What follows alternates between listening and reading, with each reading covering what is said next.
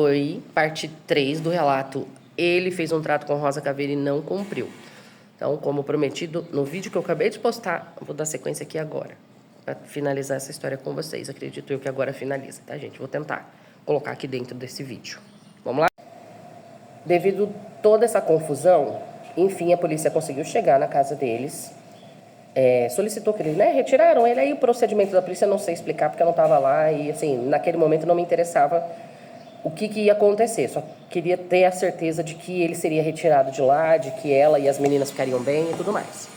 Até depois disso tudo resolvido, ele foi conduzido, acredito eu, para a delegacia, não sei exatamente. Ela me mandou, eu já estava desesperada, porque eu não sabia se estava tudo bem, porque ela não me atendia, não me respondia. Mas depois de um tempo, quando eu soube que tudo tinha se resolvido dentro da forma melhor possível, ela me mandou foto de 2 facas. Uma escondida na sala e uma no quarto deles, dentro do guarda-roupa. E eram umas baitas de umas facas, tá? Não era faquinha, não. O negócio era, eu falei, sangue de Jesus tem poder. E aí começou todo aquele movimento de separação, dela sair de casa, porque já vinham, Pera aí que tá passando um caminhãozão aqui. Eita. Já vinham nessa coisa de vai e volta, vai e volta, vai e volta, por conta, de todos os BO que estavam acontecendo. Porque, gente, é uma coisa que é muito fato. Muitas pessoas que, graças a Deus, não vivenciam nada em relativo a vício, seja ele de qual nível for, tem aquele discurso ainda hoje de que é porque quer, porque é vagabundo. Não, gente, vocês não fazem a menor... Vocês não têm noção do tamanho da batalha espiritual que uma pessoa que se perde com vícios, ela entra. E muitos deles sem nem ter consciência disso, Que as pessoas que não têm uma vivência espiritual não vão conseguir compreender, vão se sentir apenas fracos, incapazes e tudo mais. E eu digo isso por experiência própria. Eu vou contar depois para vocês um relato pessoal meu sobre vício. Porque, problema todo mundo tem. Então, assim, eu até entendo o porquê que ele veio, porquê que eu tenho a espiritualidade que eu tenho, e o porquê que ele veio para conversar com ela, com a minha espiritualidade. Tudo fez sentido para mim. Pena que o desfecho disso foi muito triste, foi muito, assim... E até hoje é difícil, faz mais de um ano, um ano e pouco, e é difícil de lembrar disso sem que isso me afete, sem que isso mexa comigo, porque é muito complicado. A sensação de culpa, por mais que racionalmente você saiba que não tem. E assim se separaram, meio da forma que foi possível e tudo mais. Só que nesse período em que eles, porque como eu comentei com vocês, toda essa história aconteceu do início do ano, no primeiro trimestre do ano. Então, em janeiro a gente teve a nossa gira, que aconteceu, começou toda essa história, e cerca de 3 meses depois essa história teve um desfecho muito triste, muito complicado. Porque dali pra frente esse rapaz literalmente se afundou. Ele teve várias recaídas, ele se machucou no trabalho, porque, começou a apanhar, entre aspas, uma forma que é muito comum de usar, eu não vejo dessa forma, mas é um termo que é muito utilizado. Meio que começou a apanhar, e até ela me relatava, o fulano, do nada, caiu e machucou a perna, tá andando arrastando. Mas continuava bebendo, usando substâncias, insistindo desesperadamente para retomar o casamento. Só que ela também não estava mais suportando a situação. Fato, gente? Pelo amor de Deus. Com 3 crianças, com 3 meninas, 3 pequenininhas. Que eu acho que, se eu não me engano, era 1, 4 e 6, uma coisa assim. Uma escadinha.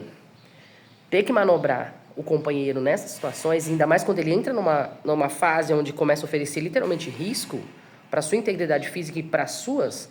Porque quando esses fatos foram vindo, uma das coisas que eu pedi encarecidamente para ela, eu falei, afasta a pequena dele.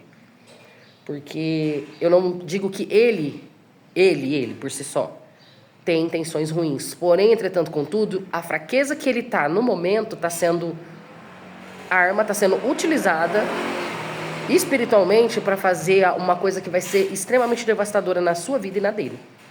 Que é em relativo a pequena. Eu expliquei com detalhes a cena que eu vi. Falei, eu estou dizendo que isso vai acontecer? Não posso dizer, porque eu não tenho essa capacidade. Falar assim, isso que eu vi...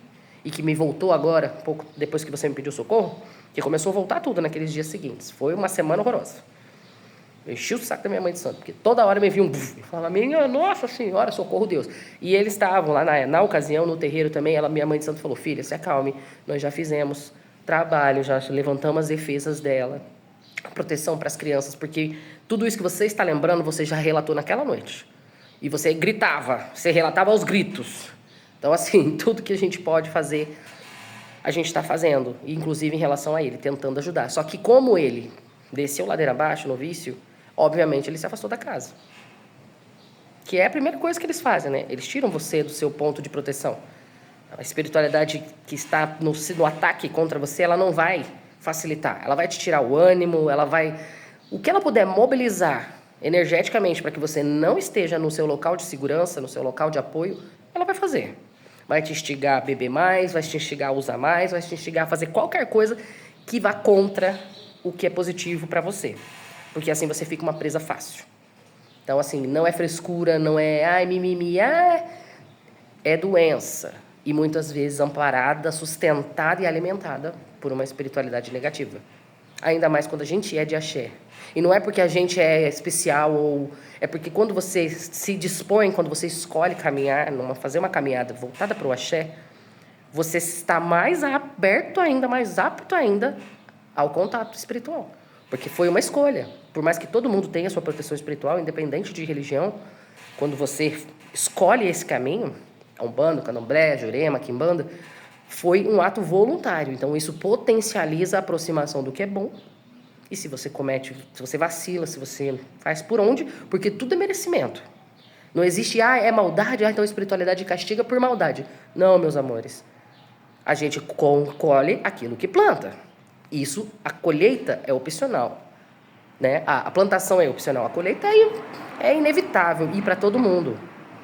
Seja na egrégora que você estiver. Se você faz o que é bom, o que é legal, o que é bacana, provavelmente, muito certeiramente, a sua colheita vai ser simpática, vai ser bacana, vai ser legal.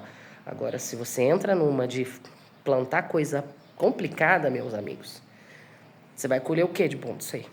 Né?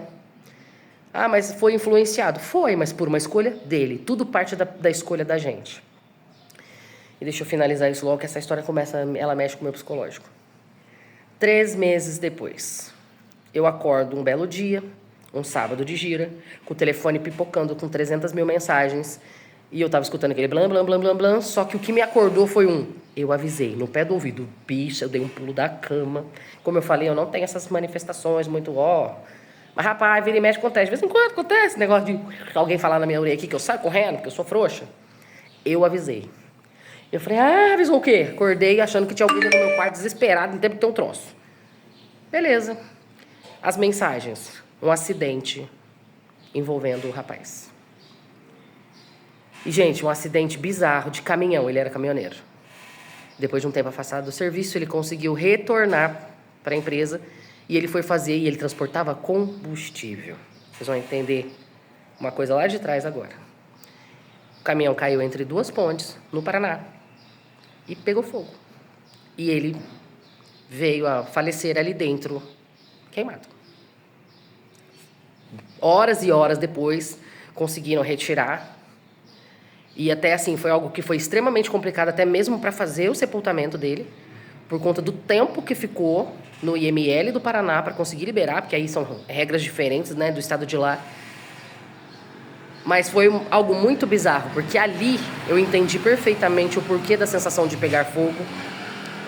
E eu entrei num conflito muito grande sobre o que a espiritualidade disse, né? Se você não cumprir com o combinado, quem te leva sou eu.